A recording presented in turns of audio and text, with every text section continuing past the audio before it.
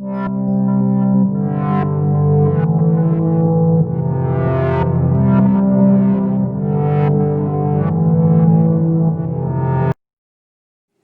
pessoal, tudo bem?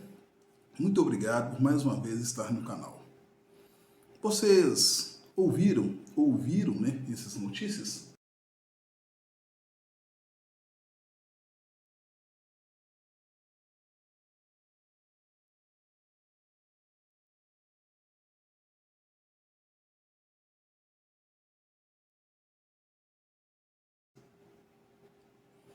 Vamos compreender este quadro? No ano de 2004, no Brasil, havia um contingente de 14.998.000 pessoas com insegurança alimentar grave. Nesse mesmo ano, nasceu o que chamamos de Bolsa Família, que unificou os programas de transferência de renda do governo federal.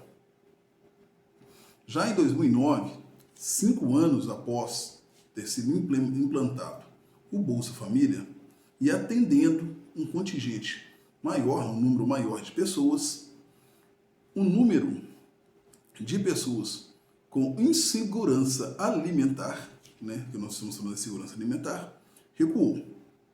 Nesse ano de 2009, eram 11.292.000 pessoas nessa condição.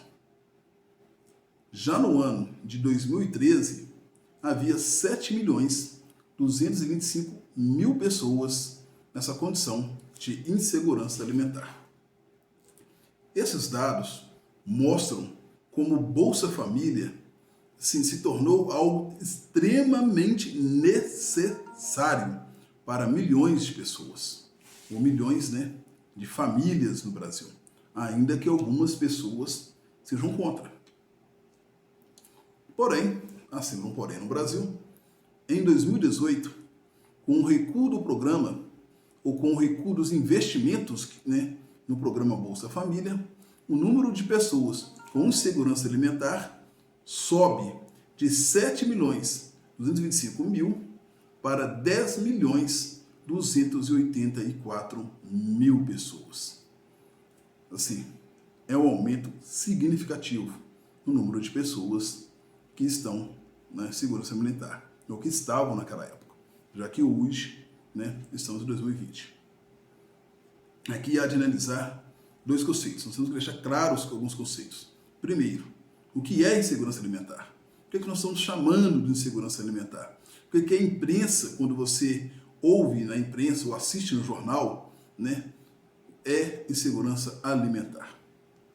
Segundo o Instituto de Geografia e Estatística, ou seja, segundo o IBGE, que faz essas pesquisas no Brasil, até mesmo a pesquisa de inflação e essas outras pesquisas, né, importantes, o IBGE classifica a insegurança alimentar em 3 formas. Primeiro, leve, se a quantidade e a qualidade de comida, né, que a família tem sofre preocupações. Ou seja, você tem a alimentação, mas tem ali uma preocupação, né, se vai dar para todas as pessoas. Moderada, se os moradores das casas vivem com falta de quantidade de comida.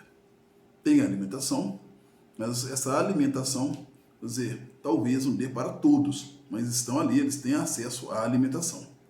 Grave, se além das pessoas adultas, as crianças também sofrem privação. Aí já tem uma coisa, a grave está falando de privação, né, aos alimentos. Então, pode chegar ao que nós chamamos de fome. Essa é a questão. Lembrando que os dados que nós estamos falando aqui, ou esses que nós falamos, né, esses números que foram apresentados aqui, falam da situação de quem estava classificado como estado grave, ou seja, pessoas que têm privação com relação à alimentação. Não são pessoas que estão na situação moderada ou leve.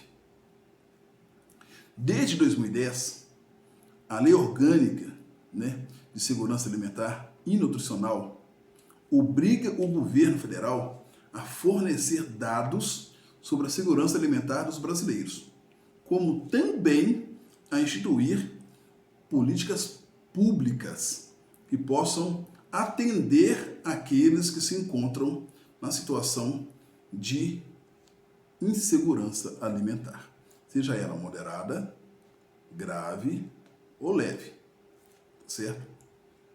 Agora, já que explicamos aqui o que é a questão da insegurança alimentar, vamos tentar, vamos explicar o segundo conceito que tem que ficar claro para nós aqui, para finalizarmos no final ali o vídeo.